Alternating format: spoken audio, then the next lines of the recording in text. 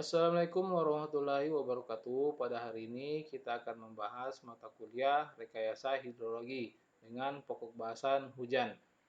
Nah, untuk materi hujan ini saya membagi dalam dua chapter. Nah, ini yang untuk yang pertama dan untuk pertemuan selanjutnya hujan untuk chapter yang kedua. Oke, kita lanjut saja.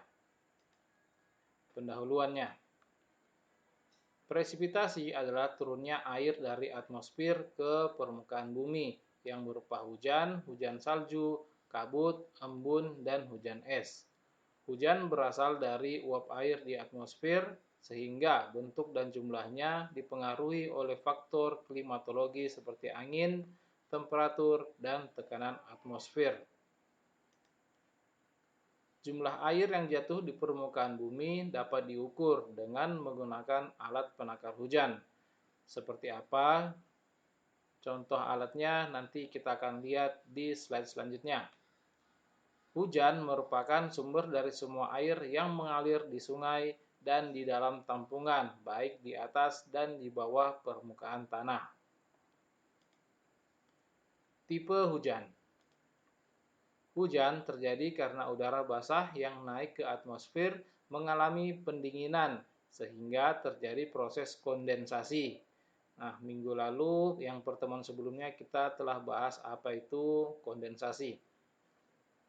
Naiknya udara ke atas dapat terjadi secara konvektif, sinkronik, dan orografis. Nah, ketiga ini masuk dalam kategori tipe hujan. Dan mari kita bahas satu persatu. Yang pertama, hujan konvektif. Di daerah tropis pada musim kemarau, udara yang berada di dekat permukaan tanah mengalami pemanasan yang intensif, artinya sangat panas sekali. Pemanasan tersebut menyebabkan rapat massa berkurang, sehingga udara basah naik ke atas dan mengalami pendinginan, sehingga terjadi kondensasi dan hujan. Oke, selanjutnya yaitu hujan siklonik. Jika massa udara panas yang relatif ringan bertemu dengan massa udara dingin yang relatif berat, maka udara panas tersebut akan bergerak di atas udara dingin. Udara yang bergerak ke atas tersebut mengalami pendinginan sehingga terjadi kondensasi lalu terbentuk awan dan hujan. Dan yang ketiga, hujan orografis. Udara lembab yang tertiup angin dan melintasi daerah pegunungan akan naik dan mengalami pendinginan sehingga terbentuk awan dan hujan. Nah, dari ketiga tipe hujan tersebut, yang banyak terjadi di Indonesia adalah hujan konvektif dan orografis. Nah, konvektif tadi itu yang pertama dan orografis ini hujan yang ketiga. Adapun gambarnya seperti ini. Nah, ini adalah hujan konvektif. Udara yang panas sehingga membuat udara basah naik ke atas hingga berkondensasi, berbentuk menjadi awan, lalu turun hujan. Nah, oke, selanjutnya tipe hujan sinkronik. Jika massa udara yang panas bertemu dengan massa udara yang dingin, maka udara panas tersebut akan bergerak di atas udara yang dingin.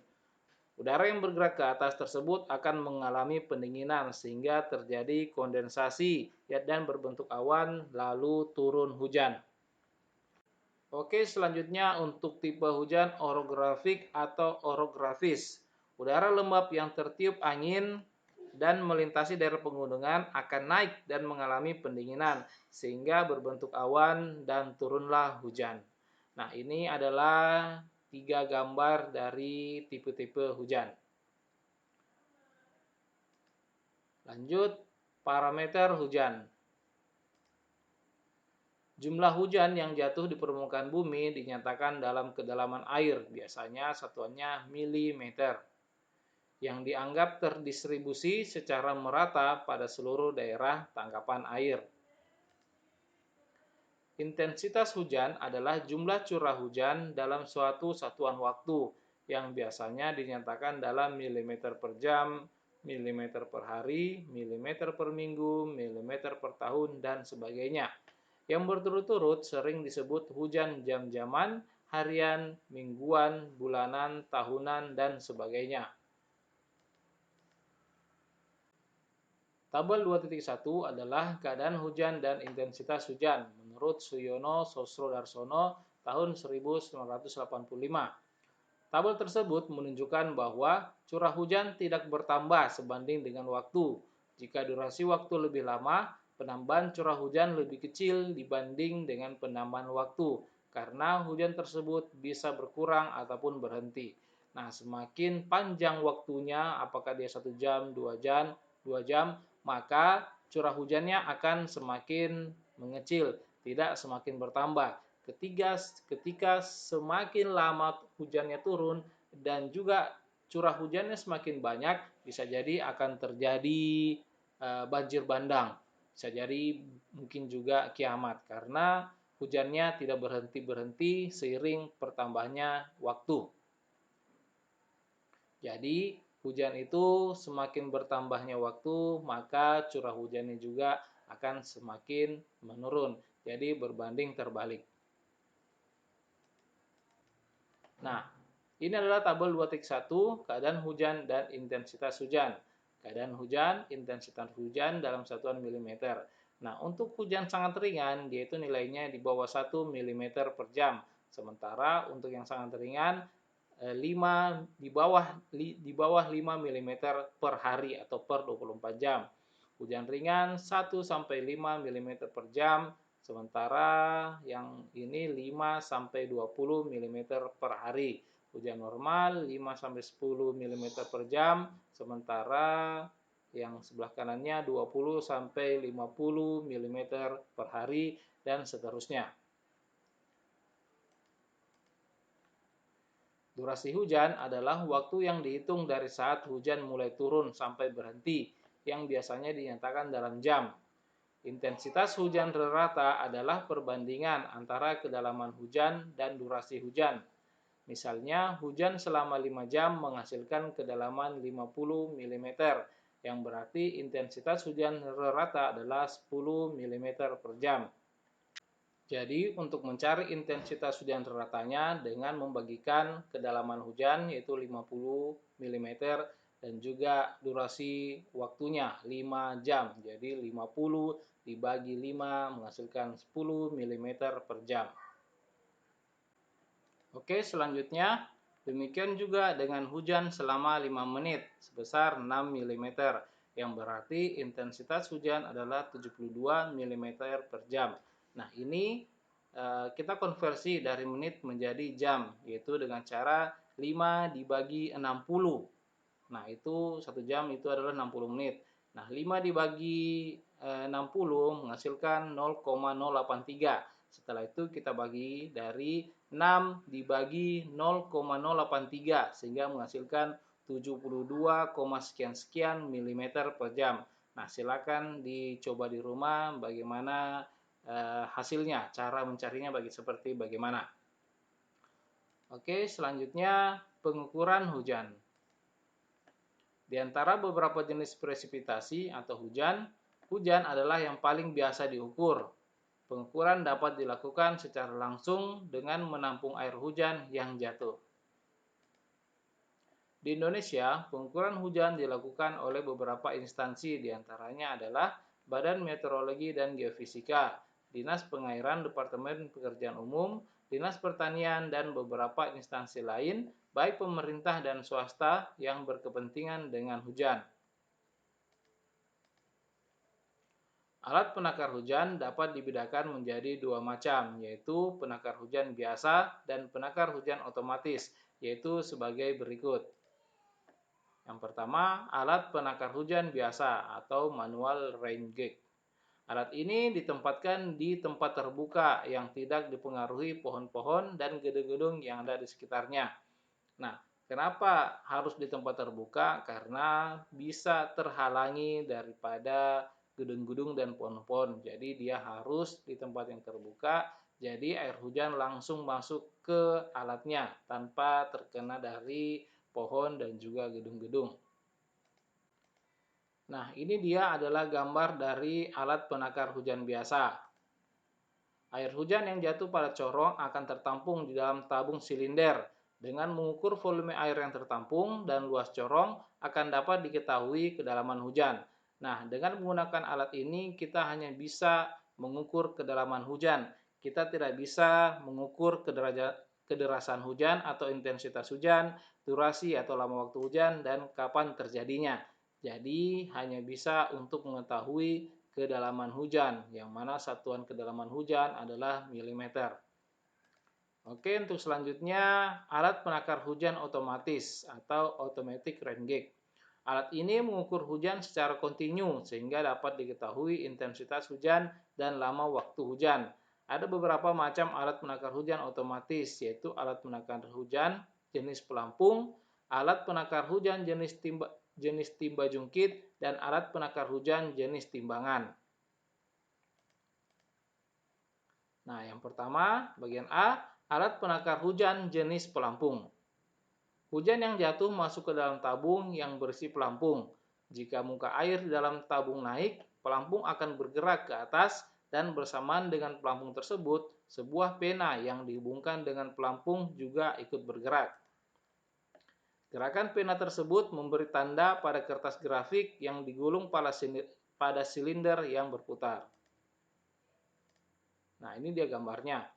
Nah, ketika hujan masuk ke dalam penada ini, nah maka pelampungnya akan naik seiring dengan pertambahan dari jumlah air hujan yang masuk, dan juga jam pencatatnya akan selalu berputar mengikuti waktu hujan turun, dan juga ini kertas pencatat untuk kedalaman hujan. Oke, jika tabung telah penuh, nah ini tabungnya, maka secara otomatis seluruh air akan melimpas keluar melalui mekanisme sifon yang dihubungkan. Nah, ini dia akan terbuang.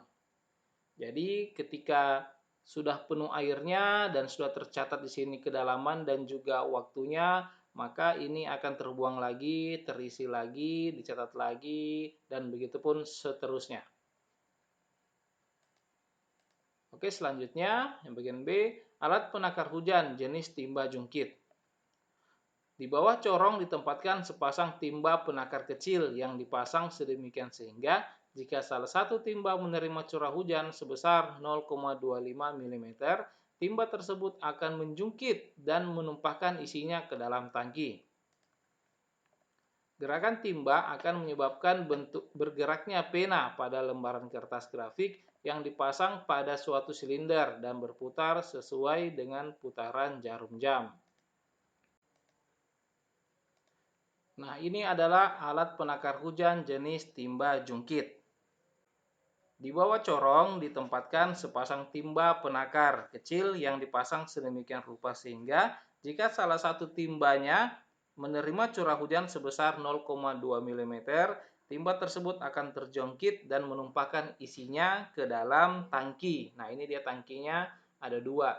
Nah, ketika airnya sudah penuh sebesar 0,25 mm, maka akan masuk ke dalam tabung ini, begitupun lagi pindah ke bagian sebelah. Setelah sampai 0,25 mm, maka masuk lagi ke tabung ini. Dan begitupun setelah terisi, maka akan dicatat secara otomatis kedalamannya dan juga durasinya, sehingga menghasilkan intensitas hujan. Oke, lanjut. Dengan menggunakan alat penakar hujan otomatis akan dapat diketahui intensitas hujan. Data intensitas hujan sangat penting untuk memperkirakan debit banjir yang berguna untuk perencanaan sistem drainase perkotaan, pengendalian banjir, perencanaan jembatan, dan sebagainya. Lanjut ke jaringan pengukuran hujan.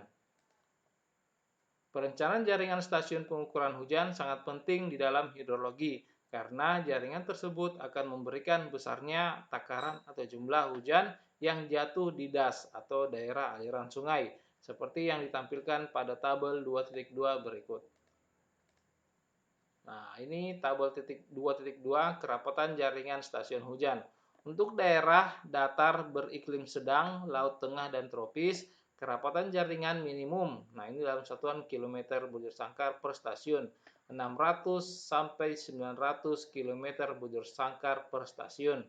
Nah, kalau untuk daerah pegunungan 100 sampai 250 km bujur sangkar per stasiun dan seterusnya.